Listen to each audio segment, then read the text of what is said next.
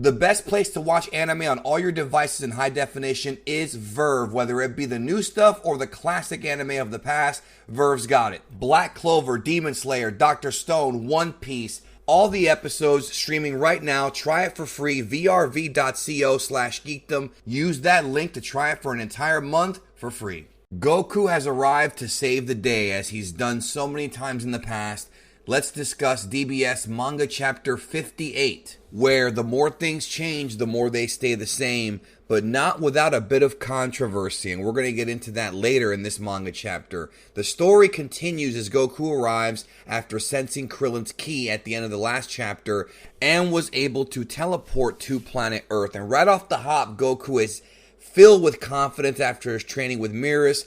Krillin straight up asks him if he thinks he can beat Moro, and Goku says, yeah, and we actually need to beat him. So Goku has a sense of urgency here in this manga chapter, which I'm very happy about, because yes, he might still be the old, excited, wanting to fight all the time Goku, but he sees that this could be a real problem, this Moro guy. But before squaring off against Moro, Goku has to help out his friends who are fighting the prisoners all over the earth. So for the first portion of this chapter, Goku is using teleportation to go to different parts of the planet to help out his friends. First, he goes to help out Yamcha and Tenshinhan and them. And while that's happening, Gohan and Piccolo have their hands full with Zagambo, the guy who in the last manga chapter Moro gave some of his energy to power him up. And it seems to be quite a bit because the dude is really tough to beat. There is one part here in the manga chapter where Jocko is straight up insulting Sagambo, saying that, well, Moro may have given you all this new power, which is why the prisoners joined up with Moro, but now you're pretty much a slave to him. You know, that's pretty much what Jocko's telling this dude, telling him that, you know, you're essentially his, you know, his bitch boy. It is the way that he didn't use those words. I'm using those words, but, you know, it's interesting how that's what's going on. Now we know that the prisoners are not just happy to get out, but they're happy to have new power if Moro's willing to give it to him. Sagambo is a bit distracted by Jocko's insults, enough for Goku to show up at blazing speed, so fast that he cannot be seen by the naked eye here in this manga chapter, and just brutalizes this dude, man. I mean, this was a freaking massacre. He murked this guy.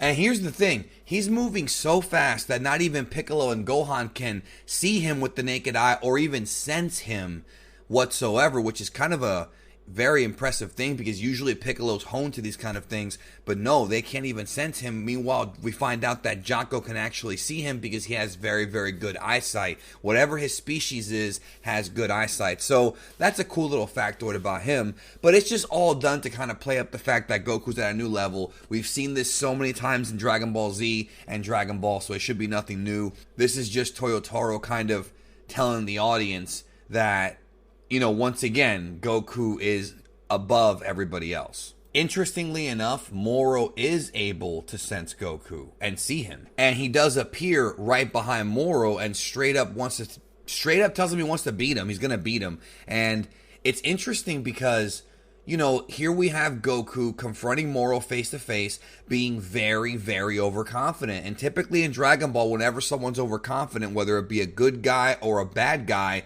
they end up not winning for some reason. It's a constant sort of reminder that Toriyama has given us for years and years and years about the hubris of not I want to say human, but of the mortal mind. So I am wondering if that's what's going to happen here as well. But before that can happen, Sagambo is back up again. He wants more of Goku.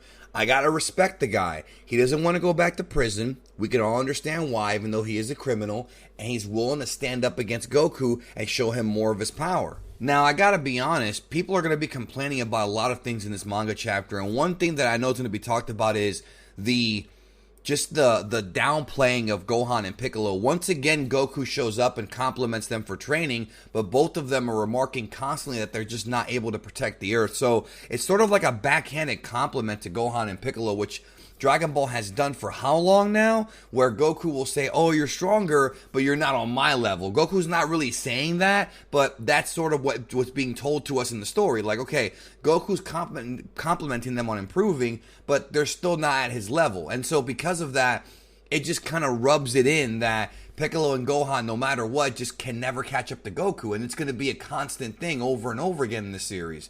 And I'm wondering if that'll ever change. kind of disheartening, but what can you do? So Goku powers up to blue, and man, he just treats Sagambo like a J-Bro. Sagambo comes in, cannot connect with anything. Goku is blocking all of his shots effortlessly, and then delivers a nightmarish counterattack. And they go back and forth here, and Goku actually compliments him in being so sturdy, but then he tells him being sturdy is not enough to beat me, which is a total, like, badass freaking line, dude. Like, I like overconfident Goku when he talks trash. Not too often, because it's not really something that he should be doing too often.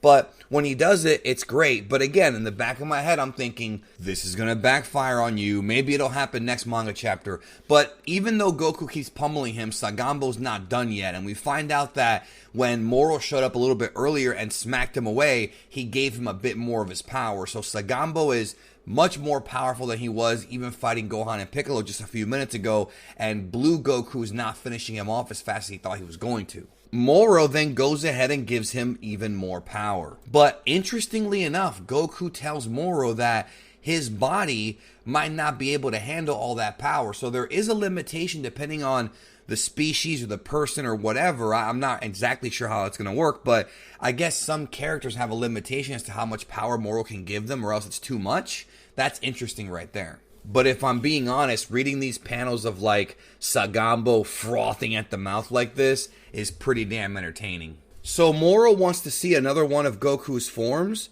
and Goku tries to cheap shot Moro.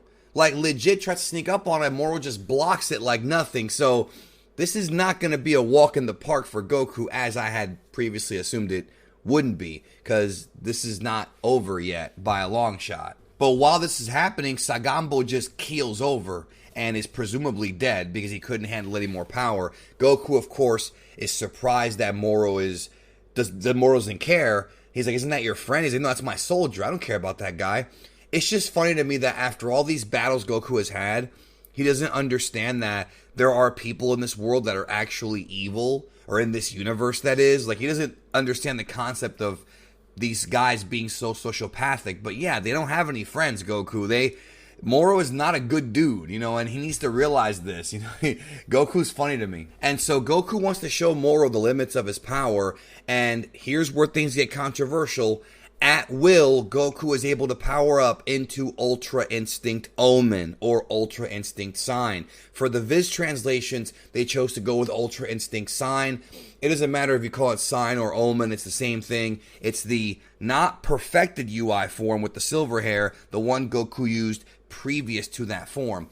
But the key word here is that he did it at will. So it's no longer a case of Goku not being able to tap into Ultra Instinct when he wants to. Now he knows how to tap into at least this version of it, not the completed form, at least this version of it at will. Now the big debate here is, was this too soon? Leave a comment down below and let me know if you feel like Goku being able to tap into Ultra Instinct Omen at this point in the story is too soon, because it does sort of feel like it's too fast, too rushed, and not really earned yet. I feel like Goku should have probably gone through a few more fights before being able to tap into this form at will. I always liked the idea of these forms being his trump card, and with him being able to tap into it now, what's the purpose of ever even using blue or any of that stuff if you can get this form and just destroy somebody? So, to me, it does feel like it's too soon, but if you have a counterpoint to that, I respect that. Leave a comment. Let me know if you think it's too soon, but it does feel like it's not earned. And really,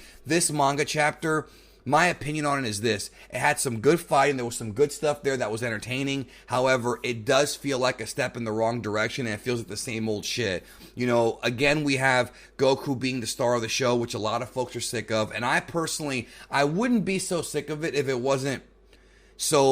didn't feel so, plastic. It just feels very, like fan fiction. Like Toyotaro's just trying to copy what Toriyama already did. And the fact that Goku will turn into Ultra Instinct Omen now at will, does that mean that Super Saiyan God and Blue are not going to get used anymore? Does that mean that there's no point in even using them? I don't really know. I mean, it just feels like we're kind of repeating the same thing over and over again with this arc, and it is starting to run on a treadmill here because it's not going anywhere new. It's just the same stuff, man, over and over again, just kind of with new forms and in a new location, and even that feels like we've been here before. So there's nothing really new here except, Moro has a unique power and we're still waiting on Vegeta. So to me, I'm hoping that this arc will end in a different, unique way, so that way at least it feels like something different and not just rehash fan fiction.